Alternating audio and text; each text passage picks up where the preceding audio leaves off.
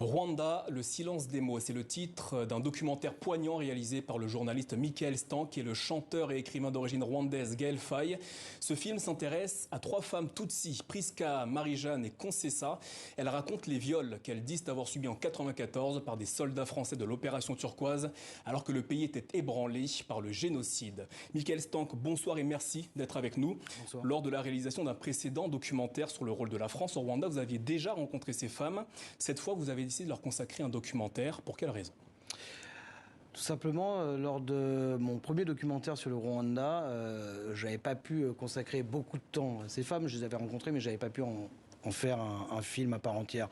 Or, leur histoire est tellement forte, est tellement méconnue du grand public, méconnue en France, mais méconnue aussi au Rwanda, que j'ai voulu consacrer un film uniquement au recueil de la parole de ces femmes.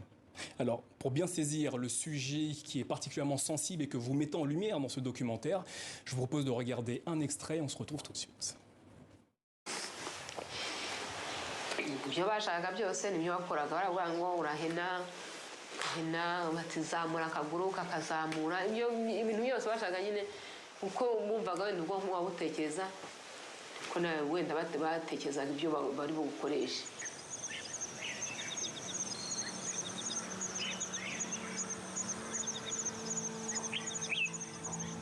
Ce qui est arrivé au Rwanda est, que cela vous plaise ou non, un moment de l'histoire de France. Ces mots, de l'écrivain Boubacar Boris Diop, sont extraits de son roman « Murambi », le livre des ossements.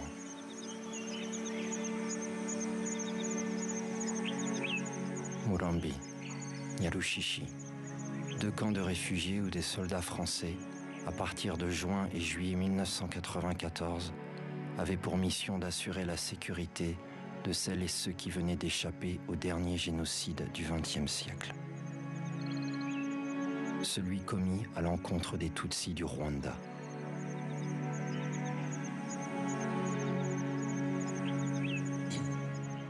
Rwanda, le silence des mots, un documentaire signé Michael Stank et Gaël Faye. Ces femmes s'expriment pour la première fois à visage découvert. Qu'est-ce qui les a motivées à témoigner devant votre caméra ? Tout d'abord, avant qu'elles témoignent devant notre caméra, il a fallu les convaincre. On a passé énormément de temps auprès d'elles pendant plusieurs mois à leur expliquer le projet qu'on avait, le projet qui était celui de leur donner la parole, de recueillir leurs paroles, de recueillir leurs témoignages, et de les inscrire aussi dans la vie quotidienne qu'elles ont aujourd'hui au Rwanda, et pas uniquement les inscrire comme des victimes, comme des survivantes du génocide, ce qu'elles sont bien évidemment, comme des femmes violées par des militaires français. L'idée, c'était vraiment de les inscrire dans une temporalité qui est celle du Rwanda aujourd'hui et celle du génocide d'il y a 27 ans.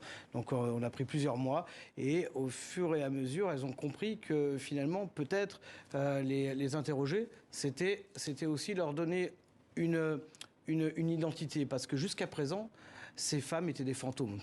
Des fantômes, on en reparlera sûrement, pour la justice française, et des fantômes pour les quelques personnes qui sont au courant des viols qui ont été commis par des militaires français. Je cite une de ces femmes dans le documentaire. On pensait naïvement que le blanc était un sauveur et qu'il apportait forcément la paix.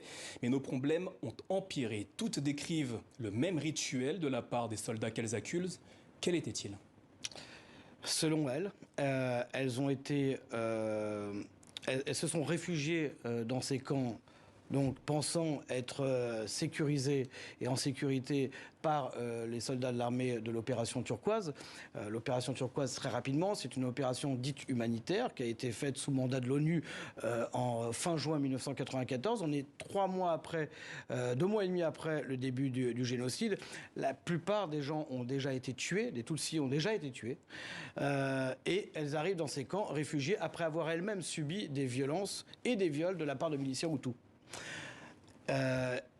Ça veut dire que lorsqu'elles arrivent dans ce camp, elles se sentent en sécurité. Elles se sentent en sécurité, et elles ont raison de se sentir en sécurité au départ, puisque les forces françaises sont là normalement pour mettre fin, non pas au génocide, mais en tout cas sécuriser les réfugiés Tutsis qui arrivent Alors justement, ici. que s'est-il passé dans ces camps ? Elle parle de rituel. Quel était-il ? elle raconte des viols le soir de militaires français qui frappent aux tentes, qui sont avec leurs traducteurs et qui les sortent des tentes et qui les emmènent à Nyarushishi, à l'extérieur des tentes, à Murambi, dans le camp de Murambi, dans les salles de classe, puisque Murambi était une ancienne école, et elles sont violées par parfois plusieurs militaires français. Voilà ce qu'elle raconte. Savez-vous combien de militaires français sont impliqués et mis en cause par ces femmes? C'est très difficile. Pour certaines, elles parlent de 1 à 3 à 4 militaires français. D'autres parlent de 2 militaires. On n'a pas de chiffres et elles n'ont pas en tête, ces crimes ont été commis il y a 27 ans, donc il est très difficile pour elles d'avoir un nombre précis. En tout cas, elles sont 3 à avoir témoigné dans ce film. Il y a eu 6 plaintes qui ont été déposées. Ça veut dire quelque part que ce rituel, il a été fait, peut-être pas de manière systématique, mais en tout cas, il a été fait plusieurs fois. Il a été réalisé plusieurs fois et dans 2 camps qui sont à 90 km l'un de l'autre. Depuis la diffusion de notre reportage, y a-t-il eu des réactions de la part de l'armée française? Il n'y a pas eu de réaction de la part du ministère des Armées. En revanche, il y a eu une réaction de la part de l'association France Turquoise, qui est une association de défense de l'opération turquoise, qui réunit un certain nombre de hauts gradés qui officiaient à l'époque et qui estiment que ces témoignages sont faux, que ces témoignages sont calomnieux. Et il y a eu une réaction qui a été celle des avocats de cette association qui ont tenté de faire annuler la diffusion de ce documentaire. Alors vous l'avez dit, 3 plaintes ont été déposées en 2004, 2009 et 2012. Où en est l'instruction aujourd'hui? Écoutez, l'instruction a été ouverte en 2010. Cette instruction, il faut bien savoir qu'elle est au tribunal judiciaire de Paris, au pôle génocide et crimes contre l'humanité, c'est-à-dire que les faits sont imprescriptibles. Pourtant, depuis 2010, il ne se passe pratiquement rien, mais l'instruction est encore ouverte. Et pour quelle raison? Est-ce lié au caractère sensible de la question rwandaise en France? C'est une vraie question que tout le monde se pose, qu'elle-même se pose, que nous posons. L'instruction est encore ouverte, ça veut dire qu'il y a encore des preuves à apporter. Il y a encore des éléments qui peuvent être apportés au dossier juridique.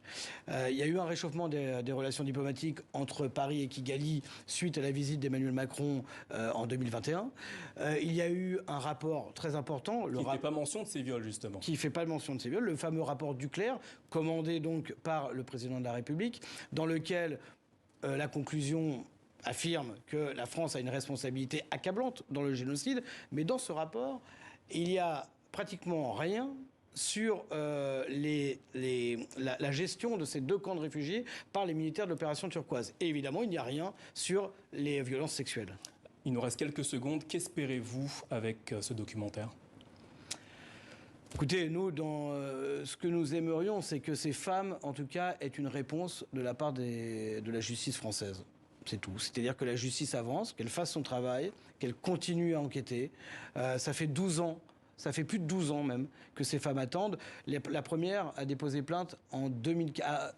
La plainte a été recueillie, en 2004. Ça fait 18 ans. Pour certaines qu'elles attendent, elles n'ont aucune réponse de la part de la justice française, qui n'a pas fermé le dossier. Donc, elles estiment que leur plainte est encore recevable, bien sûr. Michael Stank, merci d'avoir répondu à nos questions. Rwanda, le silence des mots, un documentaire co-réalisé avec Gaël Faye, disponible sur le site de arte.fr. Merci à vous. Merci.